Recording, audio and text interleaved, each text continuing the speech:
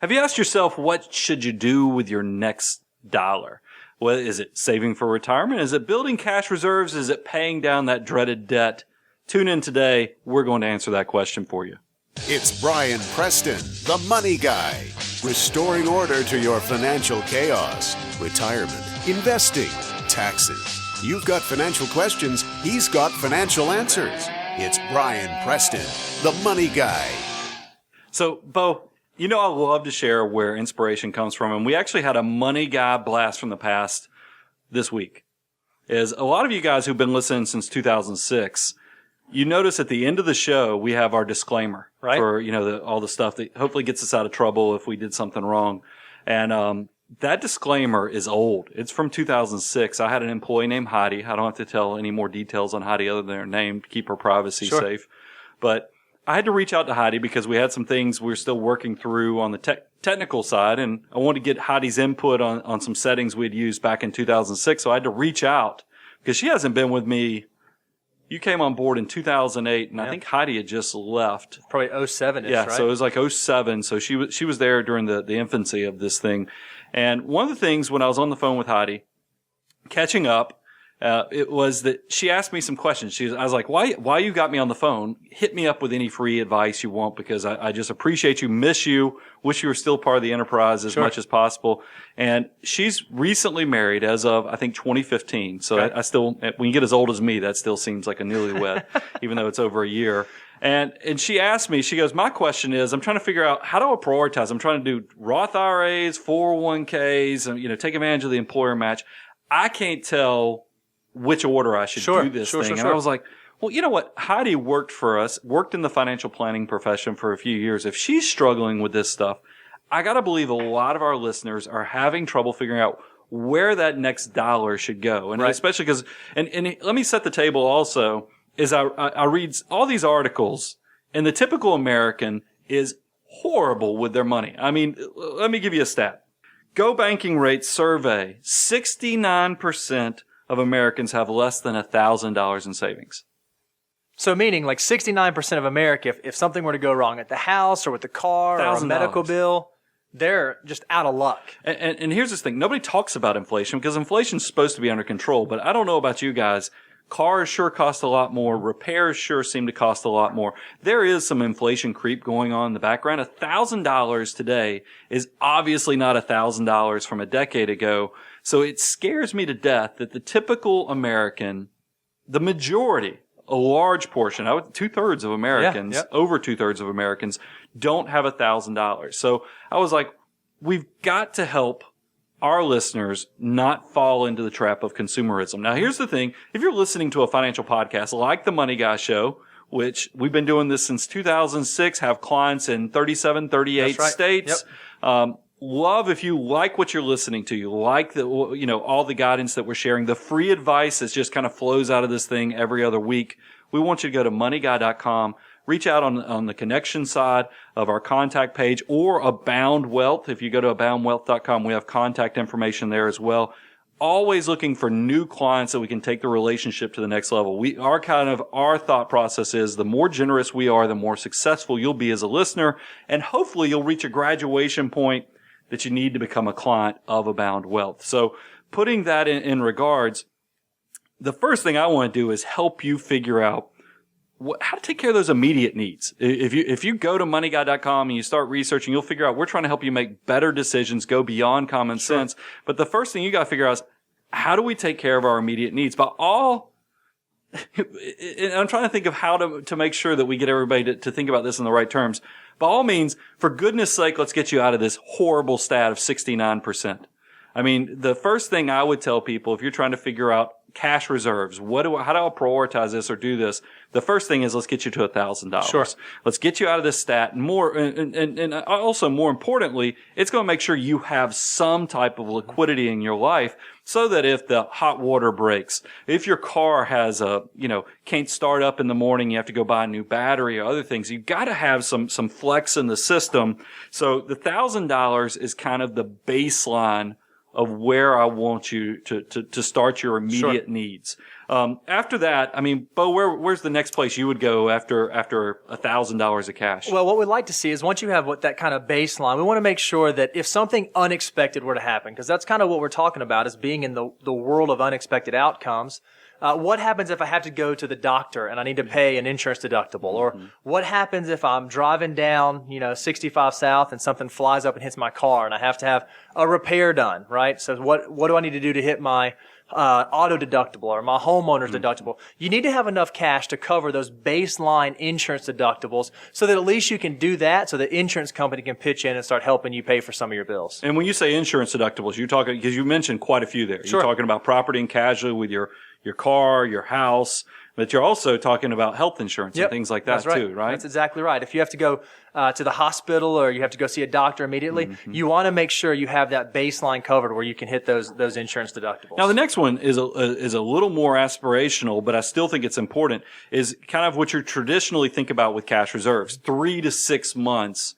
After you get through the insurance deductibles, we start talking about 3 to 6 months of living expenses is the next place I think that you ought to look at with your immediate cash needs. So it's interesting. You said something right there, Brian, is that if the goal is 3 to 6 months of living expenses, it's probably pretty important that we know how much 1 month of living costs. So we probably ought to be tracking this, right? Yeah, and as much as I hate telling people go budget and do all the nerdy spreadsheets and worksheets, and it is important that you have a baseline understanding of what is going out of your house on a monthly basis. Because if you don't know your free cash flow, what's left over or what should be left over, it kind of opens it up to where you can overspend. Right. And that's what you guys will notice a trend. We talk about forced scarcity a lot.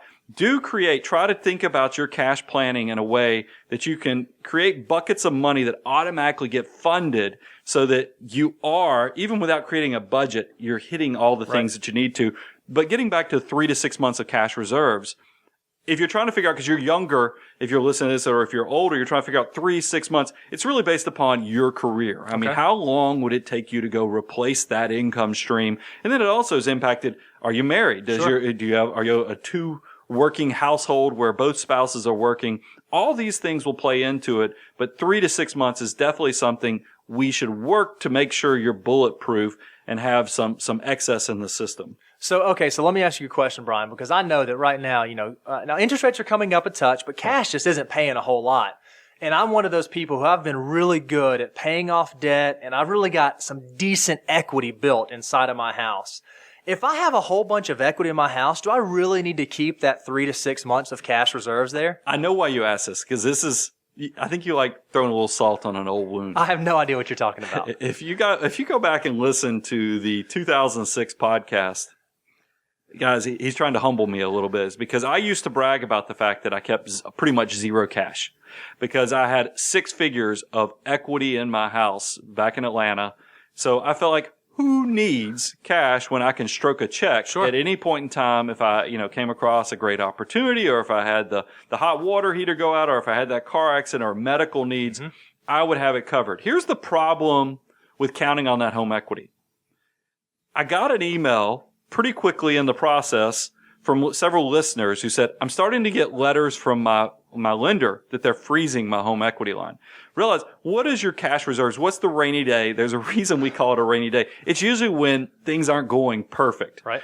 So if you are counting on this money to help you out when things aren't going good, they're probably going bad for a lot of people. So if next time we have a downturn, you might very well, if you're counting on your home equity, find that you come up short, because guess what? The bank freezes your access to those funds. And that happened to a lot of our listeners. It happened to me. And I vowed to myself back in the 2008 through 2010, 11 housing collapse that never, never, ever would I get caught without liquidity.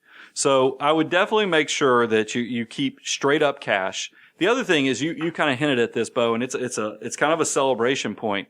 Forever, we've been trying to tell our listeners, try to get 1% on your money. Guess what? It is now a time that you can expect to make 1.1% on your cash reserves if you go to one of these high yield savings accounts. And, and hopefully there's going to be better opportunities coming down the pipe in the future. So, but it is kind of a breakthrough moment. Don't let that brick and mortar, I think I said border, but don't let that brick and mortar bank lock you in to no interest or less than 0.25% on something that really could help you build up, make that money work for you a little bit harder. So I want to make sure if I'm hearing you correctly, Brian, right now in July of 2017, if I'm somebody when I have my emergency reserves at brick and mortar that's paying me, 0.2, 0.4%, I probably could. There are options out there where I can go get greater than 1%. For sure. I mean, they're without a doubt, it's not hard.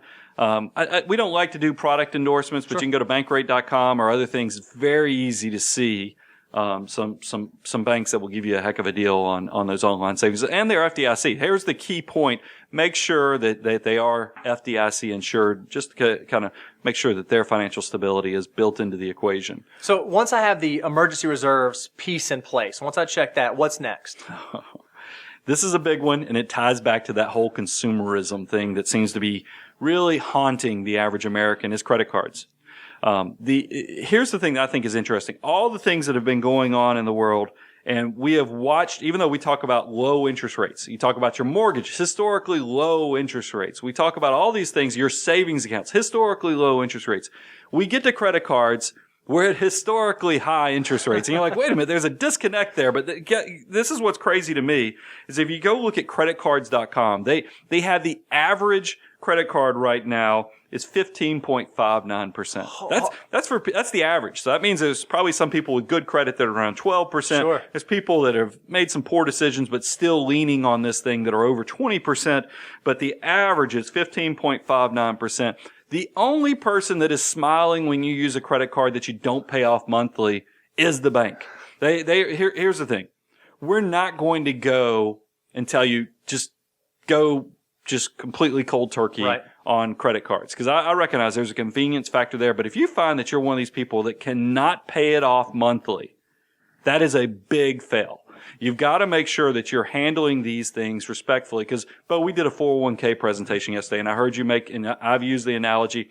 Tell people about the tool of debt, especially credit cards, and what you shared on their usefulness. Yeah, so it's a lot like a knife. A knife can be an incredibly useful tool to help you do a whole lot of stuff, but if you don't respect it and treat it with care and treat it with caution, it can hurt. I thought it was so interesting. As we were riding up to that 401k presentation, we're listening to an autobiography of a celebrity. I don't know if you want to share it or not. No. But he was talking about when he got his first big check. He got his first big day. He kind of became famous overnight. He said that he immediately got this magical plastic card that never ran out. He said if somebody would have told him just to get a stack of $100 bills and keep them in a sock drawer, he could have felt the money disappearing as he spent it. But because he had the card, it just felt like funny money anyways. And I just thought it was so telling. Even someone who's making bukus of money, they still fall into this trap of getting themselves behind the eight ball. Yeah, it was about, and I guess there is nothing wrong with sharing. It was Kevin Hart. We're listening to You Can't Make This Up. I think that's the title of it.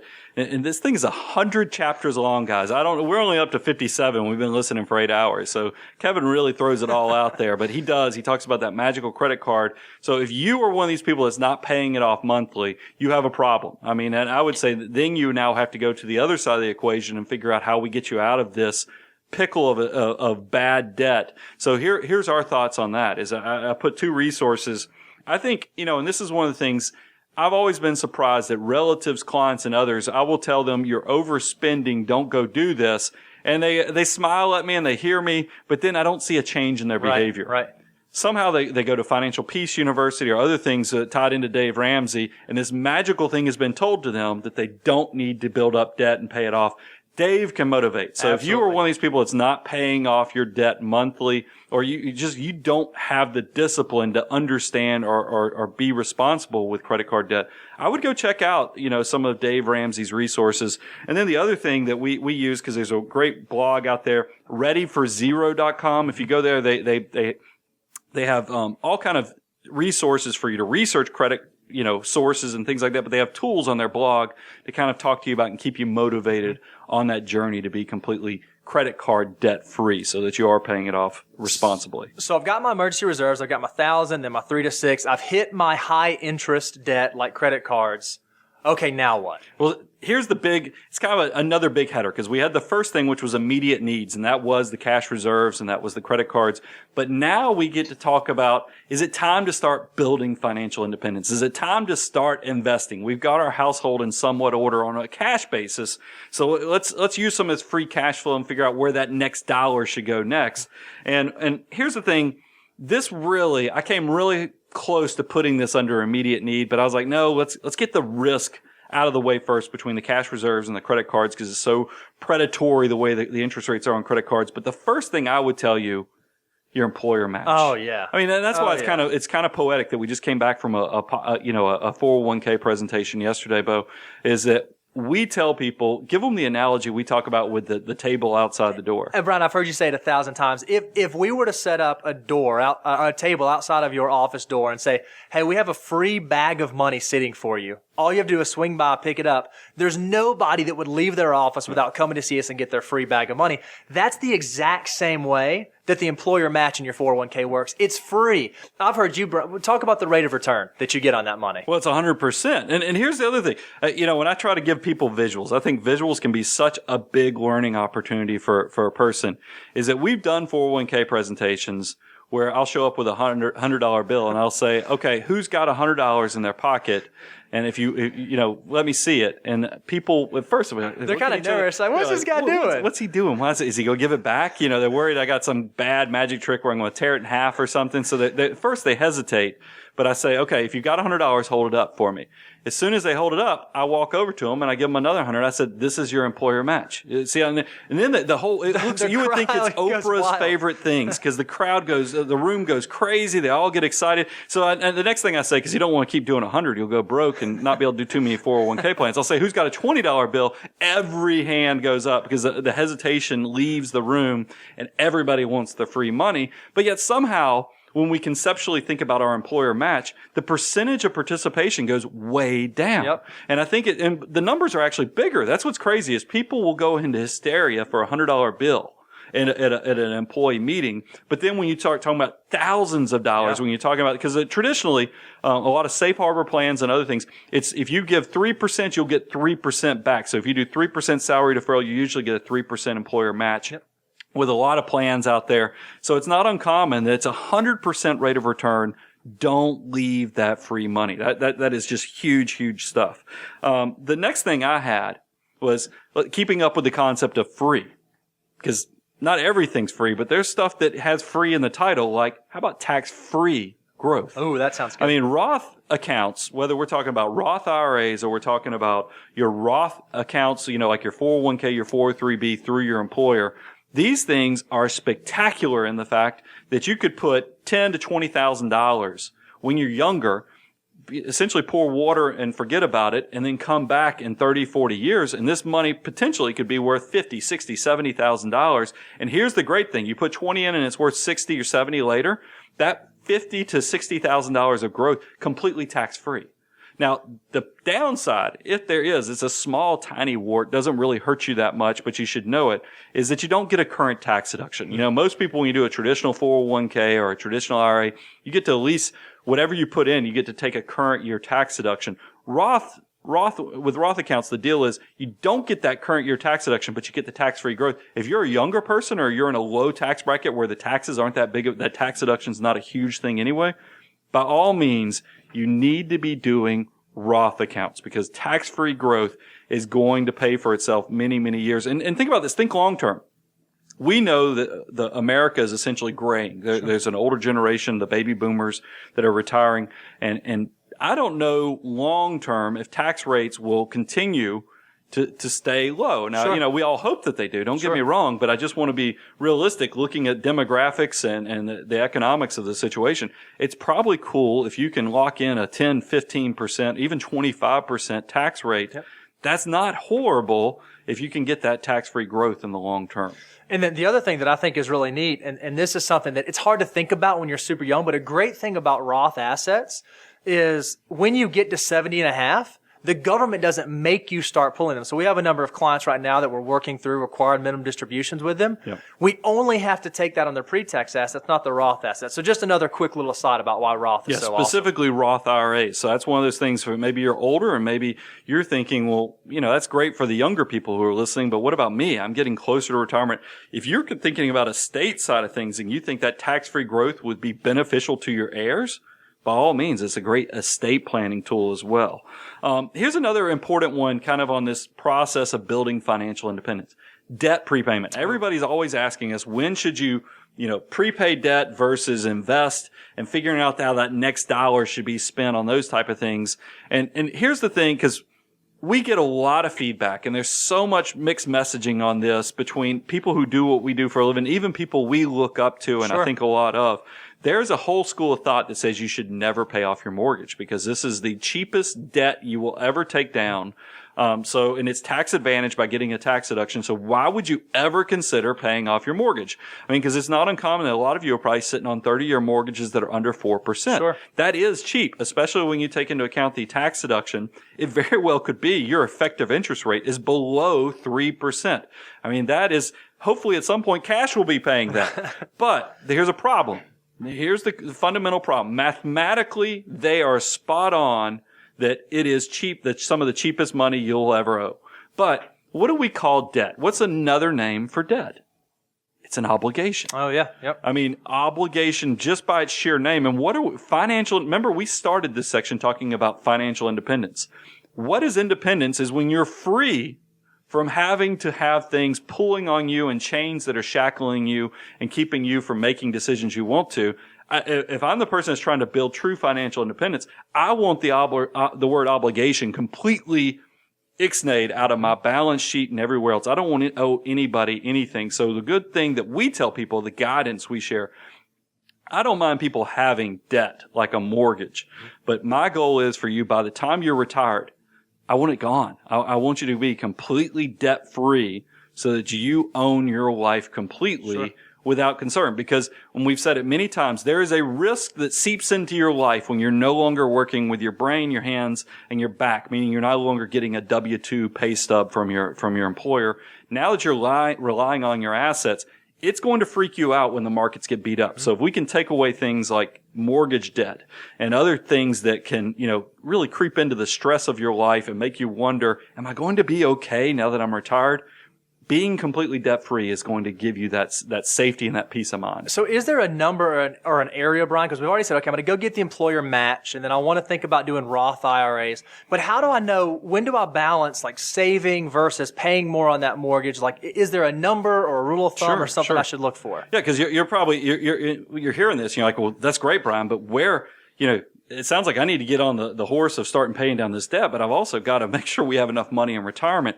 And that's why there is some good guidance, I think. And it used to be many years ago. You guys know I'm a huge fan of the Wealthy Barber, and the number used to be 10%. Right. But here's the thing. We also used to all have pensions. Pensions have kind of gone extinct. You don't see a lot of pensions anymore unless you work as a school teacher or work for a government institution. You just don't see a lot of private entities offering pensions. So because pensions have gone away, that 10% rule of thumb or guidance has kind of had to be modified. Right. I would recommend between 15 to 20% of your gross income should be going towards long-term savings. Mm-hmm. I'm talking about your 401k. I'm talking about your Roth IRAs.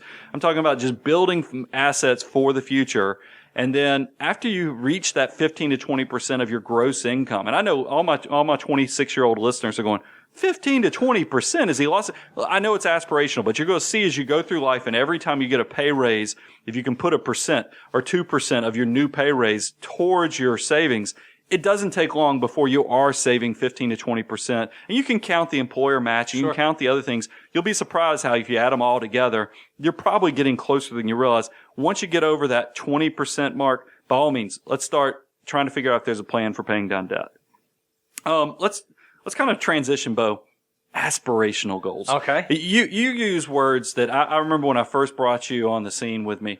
You talk about stretch goals. Yeah. Tell people, walk through kind of what do you consider aspirational or stretch goals, and why should we even do this type of stuff? Sure. So the stretch goals are those goals that make you a little uncomfortable. They're the things that you probably can't do today, but you hope that one day you're going to be able to do. So we've kind of covered the basics. Everybody should do $1,000, and everybody should go get the employer match, and everybody should think about, doing the 15 to 20% saving for the future. But there are some goals that maybe aren't attainable right now, and they're going to take some work. It's going to take some effort. It's going to take some real attention to get to those goals. And so some of the next ones are some financial aspirational goals that will help you build that financial empire. Yeah, and I love when we use the word empire.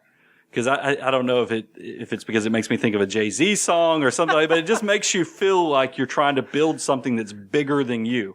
And I think that's when we talk about aspirational stretch goals. We are talking about something that is truly bigger than you. And I know I don't want the cynics. And that's the other thing. I would tell you guys, anybody who's out there and you hear me start talking about aspirational goals, and you go, oh, get out of here. Who can do that? You need to recalibrate your life to be glass half full.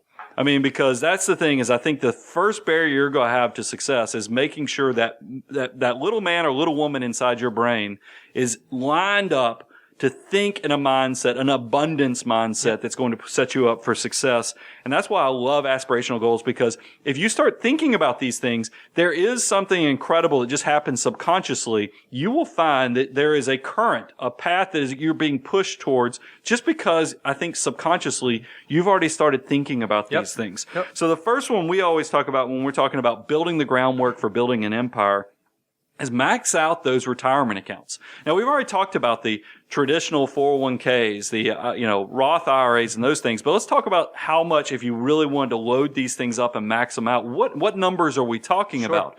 Bo, with a 401k or a 403b, what is maxing them out? Yeah, so right now, in addition to just doing the 3, 4, 5% to get the employer match, you can actually, if you so choose, contribute up to $18,000 in 2017 in that retirement account. And then if you're someone who's over age 50, they allow an additional $6,000 catch up. So you can do up to $24,000 a year in this account. And how about if somebody's in an IRA, whether you're talking about traditional IRAs, Roth IRAs, how much can they do in those? So both traditional and Roth, again, if you're under age 50, you can do $5,500 per spouse, so 55 for yourself, 55 for your spouse. And then if you're someone who is over age 50, you can do an extra $1,000. It goes to $6,500 per year. And here's the thing I think is exciting. We have a lot of small business owners that listen to this show, or people who have side hustles or other things where they're figuring out how to make more money. If you have like a SEP IRA, a solo 401k, there's even greater opportunities, because the government in 2017 actually just increased this number. Is that if you take into account what you're saving through salary deferrals, like that's the 18,000 or the 24 you're talking about, the government will let you take profit sharing and other things like that and bring them in from your business income to where you can do $54,000 if you're under 50, and then 50 and over can actually do $60,000. I know, like I said, that is a big number, and not everybody is going to be able to do that. But if you're a small business person that's starting to have some success, you need to be thinking about these things, because one of the biggest loopholes the government's going to give you is your retirement savings. So if you're not really trying to maximize that, people ask me all the time. I think, they find out that I'm in investments. They usually say, what's a hot stock tip? When they find out I have an accounting background, they say, how do I save on my taxes? I always tell people, make sure you're loading up these retirement accounts, because it's one of the few true loopholes that the government's probably always going to keep open, because they have every incentive to make sure that us, the population, are trying to build some independence or safety so that we're not on the government rolls. So since we are talking about aspirational goals, there is something that we would be remiss if we did not mention this, Brian. So we talk about if you have, different types of retirement accounts, you can only contribute up to $18,000 or $24,000 into that retirement account, no matter how many different employers, except for there's one like supercharged exception available out there. You're talking about with the SEP IRAs, if you have self-employment income? No, I'm actually talking about with a 457. Oh, yeah. If you're someone who has access through a government institution, it's a different code section. So not only can you do the 18 or 24 into the 401k, you can also do 18 or 24 into the 457. Yeah, if you work for a public institution like a university, medical facility, like a hospital or something, you might be the lucky person. Especially our doctors who are listening out there, check with your HR and say, okay, Do I have access to only a 401k, or is there also a 457? If you have both, man, oh man, I am so jealous, because it means you get to double down. Yep. I mean, you get to load up both of those things. You don't have to worry about contribution limits. So you can do 18 in each. I mean, I know that's a lot of money, but for our doctors and others who have good incomes, but usually a lot of debt, Sure. and they're a little behind on building financial independence, they need all the help they can get on building up these assets. So it truly can be helpful. One of the last things I had in my show notes, because we're talking about empire building and being aspirational, one of the biggest things that motivated me to even do this for a living was The Millionaire Next Door. Yeah. And I thought it was because when we start talking about aspirational stuff and making sure you have the right mindset of glass half full instead of glass half empty, is that, and this is the mindset I was raised in, where I was told rich people don't pay taxes. Most rich people inherited their money. Sure. You know, I heard this stuff all through my childhood. And then you get out there and I started doing tax returns. I was like, people pay taxes, you know, because here's the stat that I want to leave you guys with. And this is, I was surprised when I was researching, because I wanted to make sure I got the quote right and the stat right. How much negative stuff is on this where people are like, this can't be true. Right. Is that 80% of America's millionaires are first generation. Well, I'm sorry. Say that again. According to Dr. Thomas Stanley's Millionaire Next Door, and you all know that's a big part of why I got into this. He quotes it in his book that 80% of America's millionaires are first generation rich. So 8 out of 10 millionaires did not inherit it. It didn't come from mom and dad. They're first generation. They generated it. And I can tell you, we work with successful people. It's true. And because and a lot of you are like, no, I've heard forever, everybody's inherited their money. Here's why this is not true. And this is, we've seen this with our own client base, as well as just talking to advisors at conferences and other things. You usually have one generation. You're wired differently. You have that savers gene. They're going to find out someday there's a genetic problem or good thing that happens to you, that you have a DNA sequence that nobody else has. It's called a savers gene. You're that part of that 8 out of 10 people that become a millionaire. So you're saving the money. You live like no one else. You're actually making the sacrifices. You're deferring gratification. So you build up this wealth. Guess what? You got your second generation. You've got a little bit more going on so your kids don't necessarily, the secret sauce that made you want to save as much, they don't struggle as much, so maybe they don't get it. And then usually by the third generation, the grandkids, they blow through it. So between the second and third, all of the first generation's money kind of evaporates, and we start this process all over. So the biggest thing is just to realize you can use this to your advantage. Mm-hmm. There is no barrier that keeps you from becoming a millionaire. So don't let somebody tell you because you were born into this level of society or you haven't had this. And that ties into that whole Kevin Hart thing. Yeah. You know, we listen to this book. Kevin made some bad decisions in the beginning, but but I will tell you the thing that I think has turned him around, his work ethic is like no one else. That's I mean, he to a sacrifice on other parts of his life. And I think that is a key thing that you'll see in a lot of the secret recipe that has made people successful. So we don't have to spend a lot more time on this, but it is one of those things. Just remember, don't let somebody tell you who you should be and you fall into that trap. I mean, because I think there's a lot of traps out there. As you heard on talking about the consumerism, and 69% of people don't even have $1,000.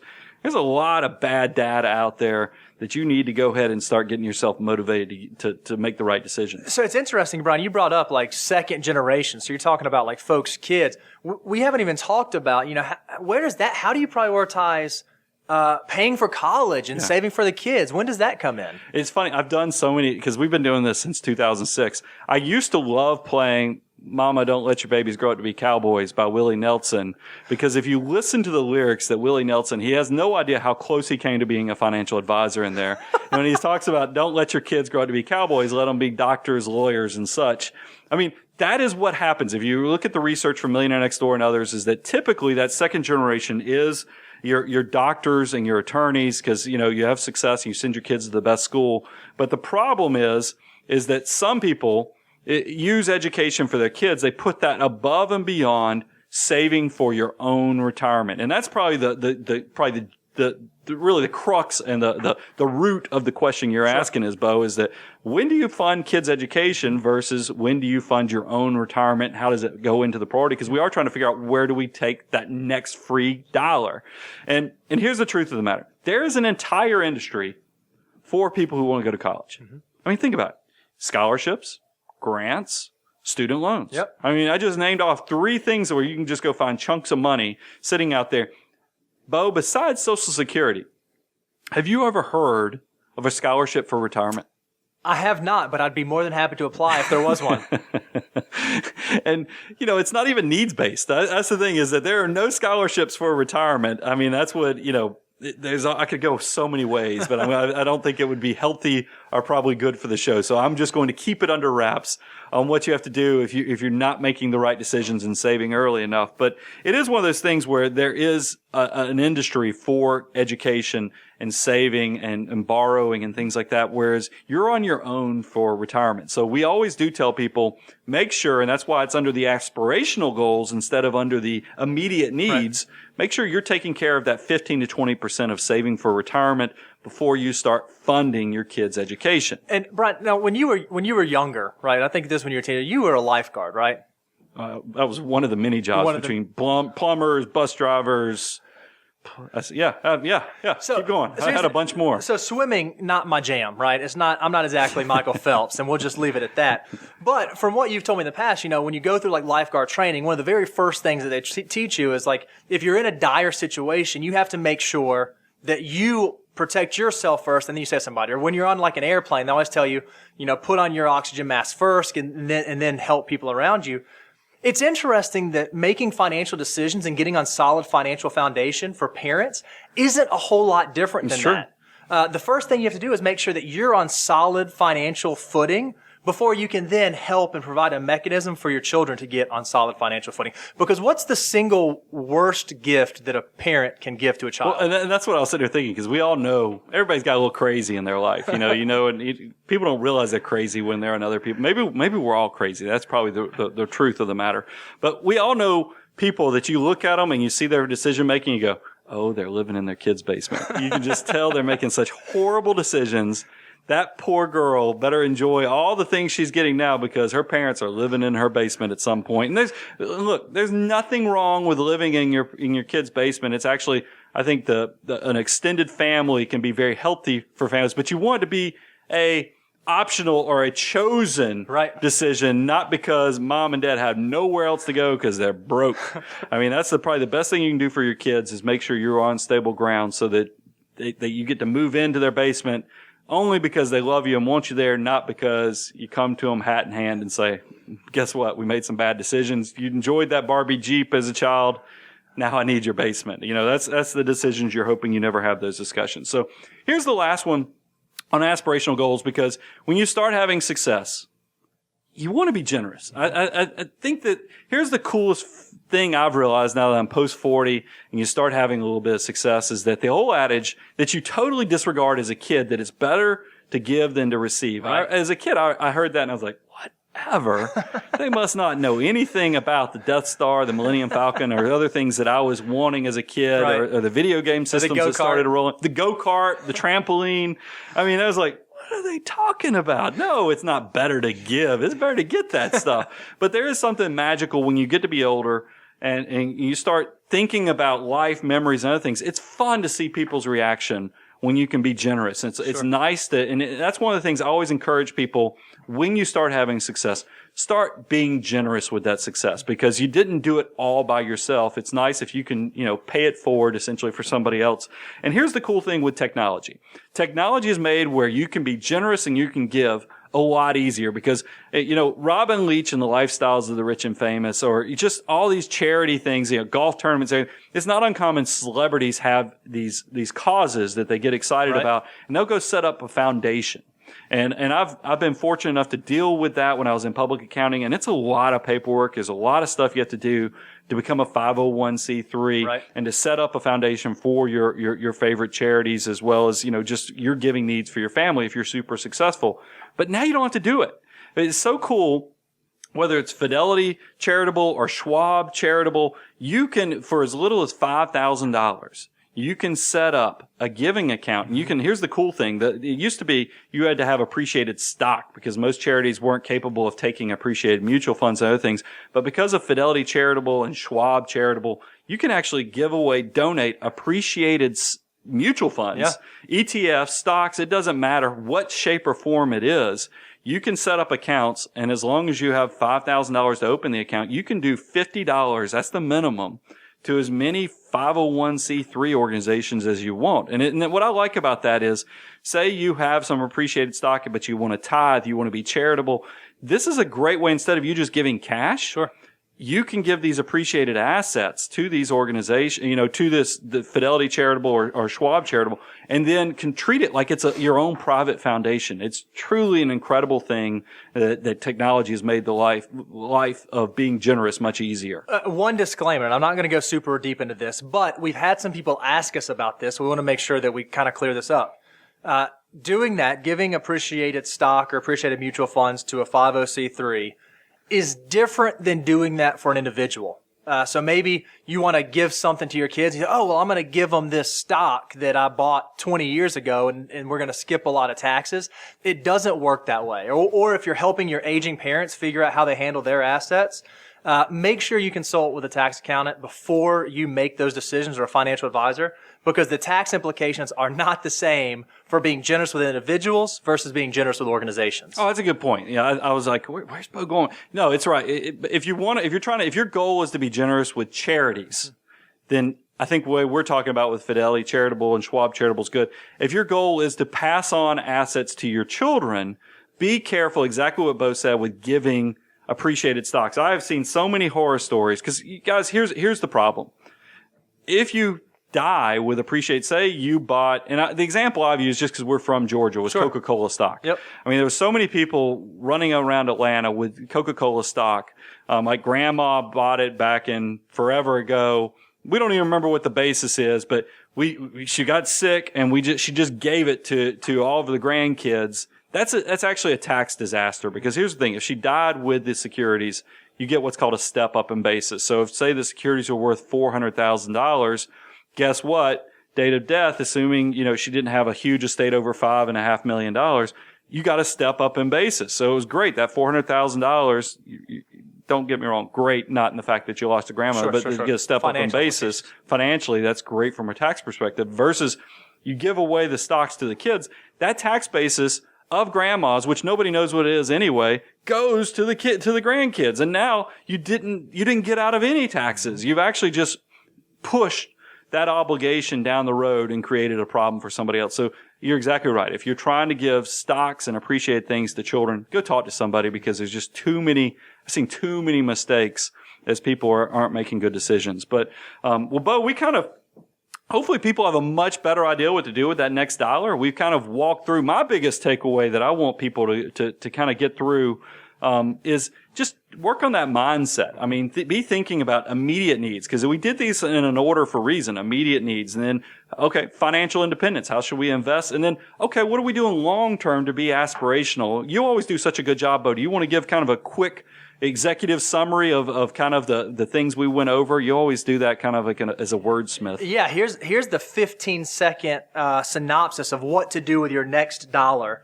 You want to make sure that you take care of your immediate needs, including your emergency reserves, up to 3 to 6 months of cash, and make sure any high interest debt like credit cards is being knocked out. After that, you can start thinking about building your financial independence. And the first step there is to make sure that you're getting all of the free money that your employer is offering through a match. Once you've done that, if you're someone who's eligible to make Roth IRA contributions, you should really consider that, because those assets grow tax-free into retirement. After you've hit that mark where you're saving 15 to 20% of your gross income for the future, that's when you can start prioritizing and thinking about debt prepayment, like paying off a mortgage early. And then once you've kind of checked all these boxes, if there's still some money left around, you should shoot for those aspirational goals, like maxing out your employer-sponsored retirement plan, thinking about saving for college for the kids, or even funding some of the charitable desires that you have, where you can bless others with some of your hard work that you've put together over the years. See, now you can take a deep breath. That was awesome. Guys, as you can see, we're passionate about this. A lot of good advice in this episode. I think it's probably somebody who's right out of college, or maybe you have you're established, you've made great decisions, but you have family members. Pass this on, because we do this on purpose. Remember, this is a full circle type of obligation. We give you this advice with the thought that you're going to be so successful that you're going to get to a point you go, now what? What is the next step? And that's when hopefully you're going to graduate to the step that you say, we need to go hire a good financial advisor. And I hear those guys on the Money Guy show loading us up with all this free advice. Reach out to us. That's moneyguy.com. You can also go to Abound Wealth to check us out. And then here's the other cool thing. We got a lot of stuff that we're growing into. So if you're not following us on checking into the social media stuff, we have a blog that goes out every week now. So a lot of you're like, I wish you'd do the show every week. And we're like, well, we have a hard time, because it's all this content creation and everything else.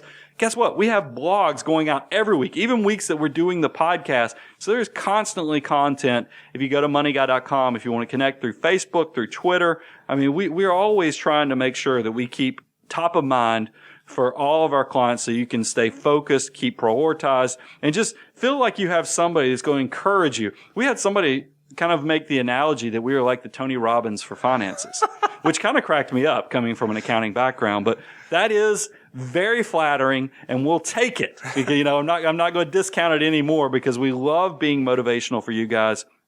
Do all the things we're going to do. I know it's only a matter of time before we talk to you and get to have that Money Guy relationship and make you a family and a member of the Abound family. So check it out, moneyguy.com.